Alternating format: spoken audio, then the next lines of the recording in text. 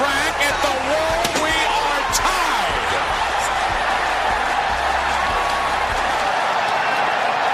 Look at this. He's landing forward. I don't believe it. I don't believe it. Armstrong with a big leg. Over for the cover. It's over. Unbelievable. High fly ball into right field. She is gone. Austin, he got it. The starter. Mike Tyson in. Austin is the champion. Stone Cold. Stone Cold. Stone Cold. Now the 2-2. Well hit down the left field line. Way back in. Touch a ball, Drew. You'll never hit a bigger home run in your life.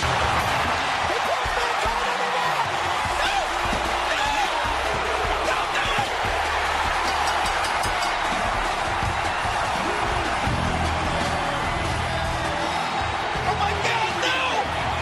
Mankind did it! Nick Foley did it! No! Stone Cold did it! Mankind has achieved his dream and the dream of everyone else who's been told you can't do it! No! You can't do it! You can't do it! No matter what, got money on my mind, I can never get it up. And every time I step up in the building, everybody hands go up.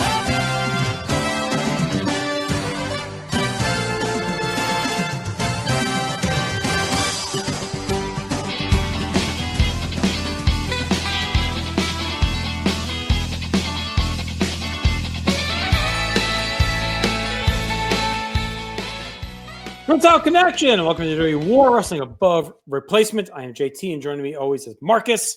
We are simulcasting this podcast, audio and video, audio on all podcasts. Easy for me to say. Podcast applications. If it was losers at Spotify, video over on YouTube under North South Connection. We have all kinds of content covering modern day wrestling and old school wrestling as well, plus some sports and pop culture sprinkled in there too. Covering all the modern day PLEs with previews. We do post shows. Some really cool video stuff. We got drafts going on. We have, deep dives into niche wrestling history, ECW, and shows like this. We're covering every WWE pay-per-view of all time in a seasonal format. When I say seasonal format, that means we are starting with the pay-per-view following WrestleMania in any given calendar year and ending with WrestleMania the following year. So for this season, 1995-96, we started with In Your House 1. We are ending with WrestleMania 12, and then we'll be on to the next season. We've been keeping all kinds of statistics about the matches, about the shows, about the seasons, stack ranking everything. We're going to determine what the best pay-per-view and seasons are of all time. I forgot last episode. I don't want to forget tonight, so I am going to plug the absolutely free Patreon for Final Wrestling Plates, Marcus, and our producer now, Toolman Tim Taylor, do a lot of cool content over there. It's absolutely free. You can check out all the shows, as well as subscribe to Marcus's Opportunity Corner if you like to get a little scratch here and there coming in your email, some little tips and nuggets. You can check that out. Final Wrestling Place, subscribe on Patreon, absolutely free. It doesn't have to be free, though. If you want to throw them a couple bucks as well, you can do that too. But be sure to check them out. They are two cool dudes, and I'm happy to be doing the show here with them. How you doing, buddy? I'm good. Going to put you on the spot here, liver spot, dog spot, bald spot, my spot. What is your favorite season that we've covered so far? Well, not the best season, right? Because we know like Right. which ones have been best. Let me look at what we've covered here. I would say, 87, 88 was great. 90, 91 was a lot of fun. Probably that. 102 is good too. I'll probably go 90, 91. How about you? Okay. I think the 05-06 season Yeah, that was a fun one. was a lot better than I anticipated. I had a lot of fun doing that one, but having a lot of fun doing this one too. Talking about 1995, 1996 WWE, and of course that fits in, JT, with the current theme here on the No So of No So 95. Yes, How sir. about This it? is part of our year-long project covering all things wrestling, pop culture, sports, and beyond from the year 1995. We're almost done. So one of our last episodes is going to air here in 1995 or in 2025, looking back at 1995. And tonight we'll be covering In Your House number 3. I mentioned this podcast, a simulcast. I recommend watching it though, because we have a lot of cool graphics courtesy of Tim Taylor, our producer, and it's a lot of stats, a lot of lists, a lot of numbers, things to think about, things to follow. Makes it easier because he puts a lot of cool graphics on the screen to help move us along. So if you watch on YouTube, you can see all those cool graphics. Plus, like you said, we're an elite shirt podcast. Got the classic Roots of Fight Hitman hoodie over there. I got my Detroit summer 2023 SummerSlam shirt on that we made, of course, because we're headed to the Motor City tonight, at least outside of the Motor City. And check us out on video. And with that said, I'm going to throw it over to Not the Tool Man to run down the rules of this here show. Welcome to WWE WAR. I'm producer Tim. JT and Marcus have taken on the noble task of finding the true answer to the age-old question wrestling fans have debated for years. What is the greatest WWE pay-per-view of all time? To find the answer, WAR looks to explore each and every pay-per-view using a plus-minus scale at a baseline average, where things above average gain a point and things below average lose a point. WWE WAR grades on several categories, including match quality, build, commentary, atmosphere, notable moments, card structure, and rewatchability. The magic number to remember for WWE WAR is 2.5. That is the baseline number for an average replacement level match. Any grade higher or lower than 2.5 raises or lowers the average WAR score. For example, if JT and Marcus give a match a 3-star rating, then that match is 0.5 points above replacement. Add all of the totals up and you get your nice round number to give you your match quality grade. There's also a bonus. If there is a match that both JT and Marcus rate 4.25 or higher, or 0.75 or lower, that match gains or loses a point for either an all-time great match or an all-time bad match. By the time we're done, we will have composed the most comprehensive list ever for WWE pay-per-views to give you the answer of what is the greatest WWE pay-per-view of all time. Take it away, boys. Can't simulate smoking crack. I always like to picture Davey himself like humming that song when I hear it as he's coming down the hill. And it is a big Davey Boy Smith night. He's heavily featured here at In Your House 3. Yeah. So let's get into it. The show took place on September 24th, 1995 in the Saginaw, Michigan Civic Arena, 5,145 in attendance. Triple header is the official name. We mentioned last episode, 95 runs some tiny arenas. This barn in Saginaw, maybe one of the smallest that a pay-per-view has ever held in. It is not big. Yeah. We've got the On Center, and we have a couple of small ones next year as well. But this one's pretty tiny, Marcus. Pretty tight. Yeah. They do the big shot at the start of the show or whatever, like the whole arena. It's like that's a creative decision I would have passed on. Like I don't know if I would have shown the full house, even though it's full. I don't know if I would have shown the house. It is full. Isn't this a kind of where Newman when he's trying to deliver the mail or the bottle return? Him and Kramer, I think they go up to Michigan towards Saginaw. But other than that, I don't know if there's any other pop culture references to Saginaw. Besides, I think this is where Shane Douglas gets confused when he's with the Revolution in 2000 and he gets the name of the town wrong. I want to say it's Saginaw, but it may be. I can't believe they went there. All right, I guess we'll see where we head. Let's get to the in-ring matches. So we have one dark match to start the show, and then there's 3 at the end. So Fatu defeats Hunter Hearst Helmsley. We'll talk about Fatu next episode. That's the dark match to open the show. We have 3 later. We won't get into because there's a bunch of new people that we're just not going to cover here tonight. The last one is Undertaker defeating Mabel, though. There's 2 others with newcomers that we're not going to touch on right now. All right, our opener on paper, on TV, on pay-per-view is Savio Vega defeating Waylon Mercy. There's a lot that goes into this right now for me, from my heart, and where I'm at. So Waylon Mercy was one of my favorite characters of all time. The promos are amazing. The look, fantastic. The vibe, tremendous. It was so different and cool. And one of my favorite Raw moments is when he murders Doink and the crowd's chanting "Kill the Clown." Yes. And that's the end of Doink. Waylon Mercy puts him to sleep. Just fantastic stuff. And I remember going to the show and it's like, all right, here we go, Waylon Mercy. And when he lost this match, I was shell shocked as a kid. Like, I could not believe Waylon Mercy lost this match because I felt like they were really building him up. And he actually gets a title match with Diesel. I think it's right after this on pay-per-view, on Superstars, I should say. Yeah. So, like, it really felt like they had something cooking. He ends up having the back injury that takes him out. I did meet Dan Spivey at WrestleCon this year. I didn't do a ton of paid meet and greets, but he was over there, and I'm like, I gotta go meet him. So I do have a picture of him doing the choke, Waylon Mercy. So it was really cool talking to him for a few minutes. I told him how much I love Mercy, what a big fan I was, and he actually has a custom Waylon Mercy figure coming out. He was taking some pre-orders on, so it was pretty cool. So Savio gets to win, perfectly cromulent opener, wins with a spinny heel kick. But I was devastated because lives are gonna be in Waylon Mercy's hands. Yeah. As a kid, I wasn't familiar with Cape Fear, but given the look and the vibe of Waylon Mercy, I thought he was going to be like Razor Ramon's big bad coming in. We talked about in the last episode, all the stars kind of have like their big bad for the season to work like a TV program and a pay-per-view match or two. And so I thought like this guy's, he's got to be for Razor Ramon, just kind of based off the look. I also think he has an Action Zone match with Brett. I think that's he's got right. a couple of decent matches, yeah. And he is a guy that could have been believable with Diesel. Like he's big. He can actually move a little bit. I know like Spivey's he's kind of on his last legs, but he still can move more than like Mabel could at this point. Yeah.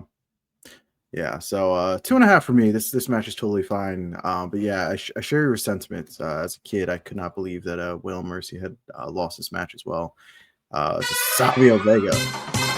All right. It's Savio. All right. Yeah, this is kind of the follow-up to King of the Ring, I guess. He didn't really do much since that big night in Philly. So whatever. Our next match of the evening, we have Henry O'Godwin taking on Sid. This is a bit of a culmination of Henry Godwin ending his loose affiliation with the $1 Million Corporation. I went to. Unfortunately, this is kind of the worst era of Sid. He's at his biggest misuse here. All the things that make Sid special, they kind of strip him of by making him be like a cowardly bully during this era. Big Hank Godwin, he's okay, but nothing really special to write home about in this match. Yeah, it feels a real drop for Sid. Yeah. He's kind of doing DiBiase's dirty work here, but it definitely feels like a fall off for him quite a bit. I mean, he went from 2 world title matches, a main event King of the Ring. He gets dropped from SummerSlam, jobs with Shawn, and then just gets stuck in here with Hog. And yeah, Godwin's fine. I've actually come to appreciate him a little bit through Wrestling Warzone. Every other Monday, opposite with this on No So. We're going through the Monday Night Wars, especially like since he's been heel again in '97 with Phineas. Like they've been pretty good. And this is okay. It was only memorable to me for Sid has Henry in a his classic 95 seated chinlock.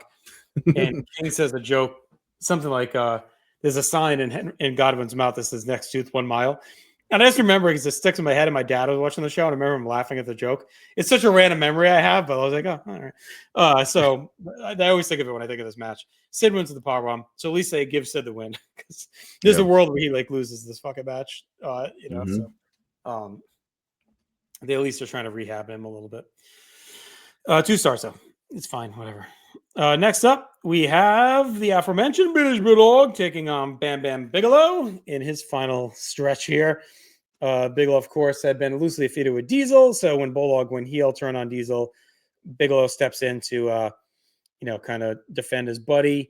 And Bulldog, he needed a good win over a name as he's kind of moving his way up the card now as a heel, kind of become a top guy.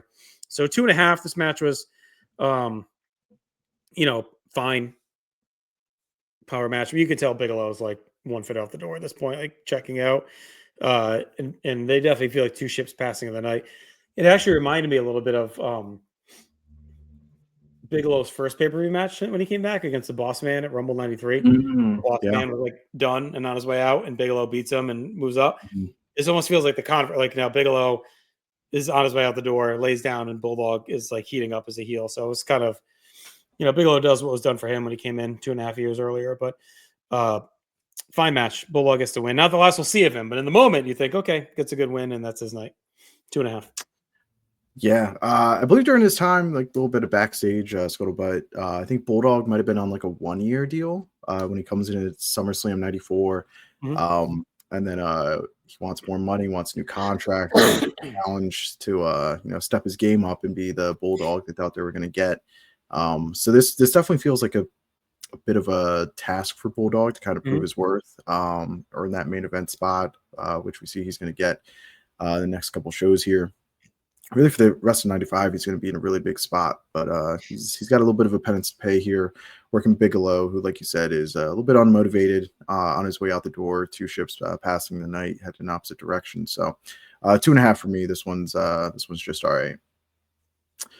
Next up, we have Dean Douglas taking on the bad guy Razor Ramon, building off of their altercation at SummerSlam.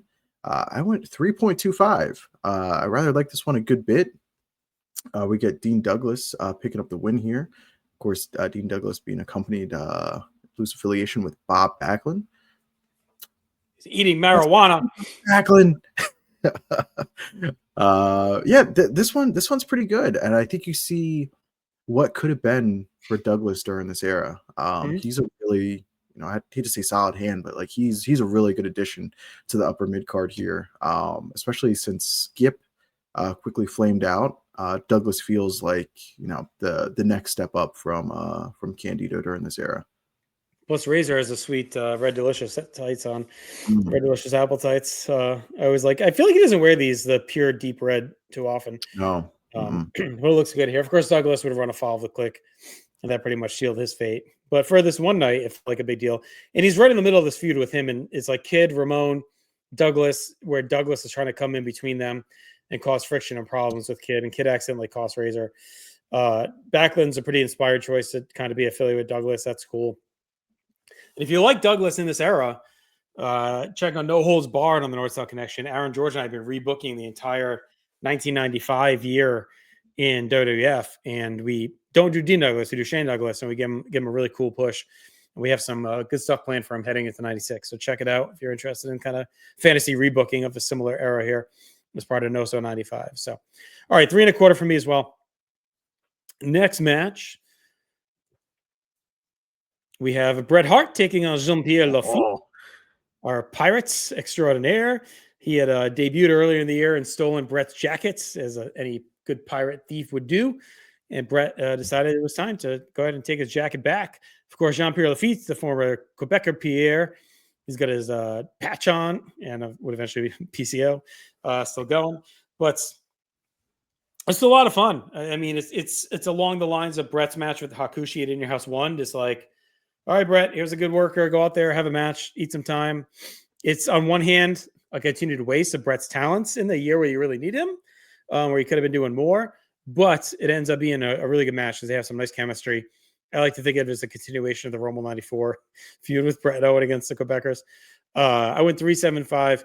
There's a nasty bump where JPL does a somersault senton over the top, and Bret moves and he splats on the floor, flat black. It's gross, but it's really cool. Just a really good, hard fought match. Bret's got a litany of these things on pay-per-view, and this is another one. Yeah. I did not expect to be as high on this match as I thought. I thought I was going to come in around 3. I thought I was going to come in at 3.75 when I think about this match. But rewatching it, I was really blown away by the bumping of Jean-Pierre Lafitte here. He's great in this match. Like, I know there's that one big bump that you just talked about, but there's other bumps in this match where he's bumping like a madman, and this match kind of has the energy, and we'll see this with some of Bret's other matches the rest of the year, but kind of has the energy of like a perfectly blended WWF style match with like an ECW match. It's a perfect marriage kind of between the two, and nobody else on the roster is doing that style match. So really stands out. It's a really well, it's crazy to be like hard hitting. We don't really see Pierre. We don't really see Pierre again. It's like You get this match, and then he doesn't do anything. It's like he's gone. It's silly to me that he wasn't used more, because I know we're in the era of like the gimmicks, and then like we talk about the dentist, we talk about Skip, but like I think a pirate is like okay, like that's actually a gimmick to me that has legs, and his name is fine. It's not like an embarrassing name like Yankum or Skip or whatever. It's like it's actually a pretty decent name. It's a good look. Like a pirate can last. It's not like he's not like a cheesy pirate. He's like a threatening, vicious pirate. So I don't know. I feel like this could have had some legs. Like, give me a Diesel Pierre match. Like they might actually fight somewhere. But... they tried in Quebec, and Jean-Pierre Lafitte is kind of putting up a little bit of a fuss about, hey, maybe I should go over. We come back, and Diesel goes over. It's the same trip where Douglas runs afoul of the Click. It's all on the same trip, yeah. So it kills PCO dead in the water on that trip. The Click really strikes and takes Douglas down too, all on the same trip, if I recall that correctly. But classic match for me. I mean, this one's really awesome. If you haven't seen it in a while, of course, I'm going to recommend always checking out a Bret Hart match. But trying to be unbiased when it comes to that, like this is a really good match. I know it has a reputation of being really good, but it's probably even better than you think if you go back and watch it. Of course, we get the Hitman up in that one. Next up, it is our main event of the evening. It is the winner-take-all triple header match. 3 belts, 1 match. 3 titles, 1 match. As we have WWF Intercontinental Champion Shawn Michaels and World Wrestling Federation Champion Diesel teaming up and defending their titles against World Wrestling Federation Tag Team Champion Yokozuna, and stepping in for the night for a missing in action Owen Hart is the British Bulldog, honorary WWF Tag Team Champion for this one night. Hey, shout out Bulldog giving us a outfit change, bit of gear change. That always deserves a special shout out. He gets the goal for the big main event. Yeah. So yeah, Bulldog, like I said, trying to earn that contract, earn that main event push he's got coming up, working twice tonight, stepping in for Owen in storyline. I went 3.5. This match is pretty good. Everybody's working. Everybody's got their working boots on. Especially this era stage of Yoko. There's not really too many good matches that stand out. So this one's probably the best of this second or really third run that he has in the company. But yeah, we get Owen coming back out. He ends up getting pinned. There's a whole bunch of controversy. We get the introduction of Clarence Mason. It's a little bit of a mess, and it really plays out a lot more on TV the night after. But for one night, we do get the cool moment with Diesel and Shawn holding all the gold. Yeah, it's a good match. It's like, okay, where's this been? Like all our star power on the fucking show. Like it's like it took them long enough. So it's a good draw. It's a good match. The switcheroo is fine. I think it helps Bulldog. It helps in a few levels, right? It gives Bulldog main event cred. I think he looks a bit more believable than Owen as a main event guy in this match. And it also gives him the out, right, for the Dusty finish the next night. So it was kind of a shrewd way to go about it. And Bulldog's more tied to Diesel anyway in a feud than Owen. So I think the whole thing worked pretty well. Shawn and Diesel, seeing them team again was cool. They work well together, obviously. And it felt like, man, if Diesel had been doing this since Mania, I think his title reign would be looked better. Like, this is like a big match. He seems cooler. He seems a little bit more chill. The match is hot. The crowd's into it. You get a little bit of, mixed action in there with some kind of, classic stooging along with some good wrestling. So, and then Owen comes in and takes the fall, and that sets up the Dusty finish for the next night. But they don't just like put the belts back at Owen and Yoko like they do, but then the Guns fight them that night and win them back from Owen and Yoko. So like at least kind of you get the title change. It's not Diesel and Shawn, but at least you don't like completely screw everyone. So yeah, 3.5 for me too. It was a very good main event. All right, so in ring, that gives us a score of 275. So not bad for an in your house. I think that's pretty solid. All right, let's get to build. We give a point for Waylon Mercy destroying Doink, murdering him on Raw, and then the gimmick. Great moment. Henry Godwin turns face on DiBiase, slops Sid, slops Ted, and then Sid powerbombs Godwin on the floor. So that was a pretty good build, actually, for that match. Bulldog turns heel on Diesel, aligns with Jim Cornette. We talked about that before SummerSlam. Ramon attacks Douglas at SummerSlam. Douglas stalks Ramon, costs him a match with the Kid on Raw, creating tension between the friends. And then Jean-Pierre Lafitte stealing Bret Hart's jacket. Yeah. Go back to that Waylon Mercy Doink match. There's like a spot in the match where like Doink like gets your hand to the outside. He comes back in. Waylon Mercy like opens the ropes for him, and like they do it again. And then like the second time is where like the payoff happens. And Waylon Mercy like jumps Doink as soon as he gets in the ring or something. I remember that spot as a kid. I was like, this dude's the coolest dude ever. It was really cool. And then he spot. puts him out the sleeper, and like that's it. Doink's Yeah. gone. Like it's like all these people who tried to kill Doink over the last 2.5 years. Like Waylon Mercy is the one who eliminates him for good. Yeah. And then a nice little note about Jean-Pierre Lafitte stealing Bret Hart's jacket. Obviously, Bret has other jackets, but they did a good job making it special, being like it's the one that Bret's mom like custom made and stuff like that. So it was a good way to differentiate, from all of Bret's other jackets. You think Pierre really kept it that whole time when he stole it? No, I don't think so. I think he does wear it, right? Like when he's wrestling. He does wear it. Yeah, he wears it on TV. Yeah. Mm-hmm. Yeah. All right, let's get into the cons of the event build. We only have one. That's Luger defecting and showing up as a surprise on the first edition of WCW Monday Nitro. We'll give this single point here. We give this -3 at SummerSlam because it was really kind of tied to that show. But still, it's part of the build here because Luger, I'm sure they had plans. I could assume it was going to be him and Bulldog here, probably. Yeah. All right, so build score 4. Yeah, pretty well built little card here. All right, commentary. Jim Ross joins the booth, so it rounds it out nicely. We got him, Vince, and King. Savio Vega.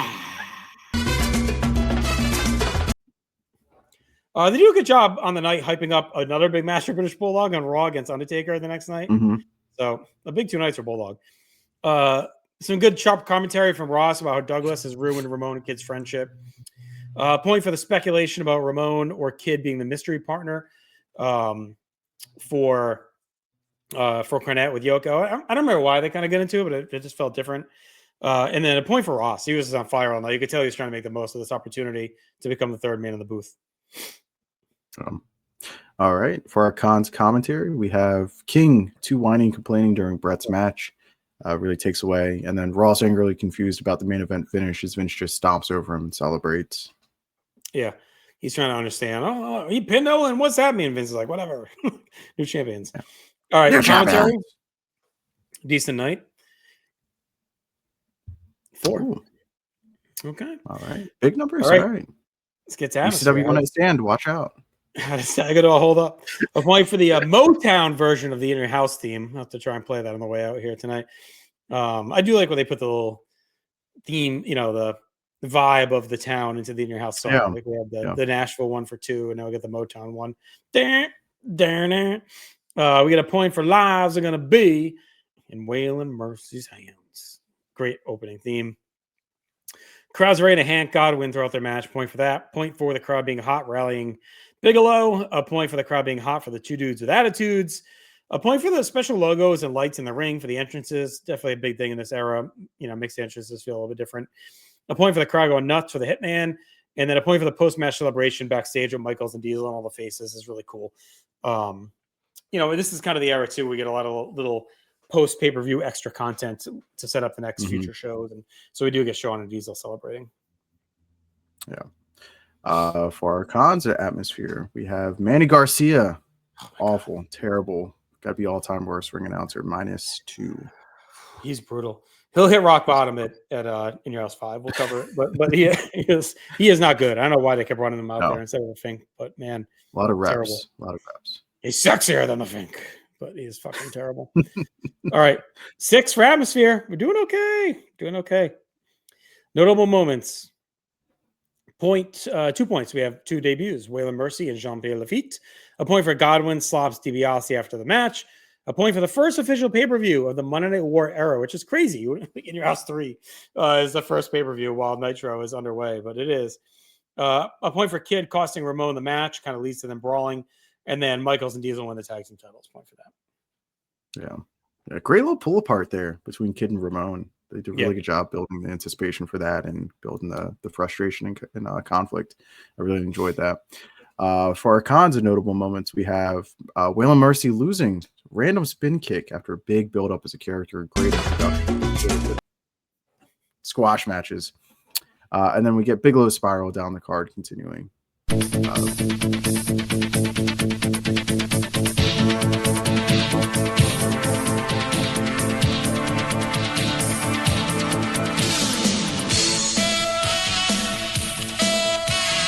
Lady 8 Bigelow theme. See you, Bammer. All right. What do we got for notable moments? 4. Man, this show's All right. it's cooking. It's Look. a little In Your House 1 vibes. Remember, In Your House 1 finished very high. See if 3 can match it. All right, let's get to card structure. A point for the ongoing through line of Owen Hart being missing from the building. They tease all night who the different partners could be. You know, Gorilla's out there getting involved. We get a point for that too. Gorilla's like positioned as a president for the fans. He's active after Sleepy Jack was kind of missing in action for the last couple of years. Gorilla's out there. He's involved throughout the show, involved actively in the product. A point for Bulldog's hyper push. 2 matches here, setting up Taker on Raw. Point for the good job announcing the matches for In Your House 4 already, keeping the hype going, the build rolling. So already, setting up Taker. I think Taker and Mabel is one that gets announced. So that's cool. And then a cool main event concept, something special for In Your House. This one makes this one stick out pretty well. And it's not a match they've done like a lot of since either. It's kind of lost to time a little bit. Mm-hmm. Yeah, the only one I can think of is King of the Ring 2000.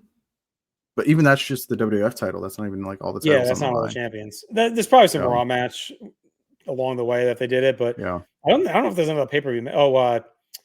Austin and Triple H against Taker and Kane. Taker and Kane tag champs in that? Yes. Yeah. Yeah, so that might be the other one. Yeah. Yeah, definitely not overexposed by any means.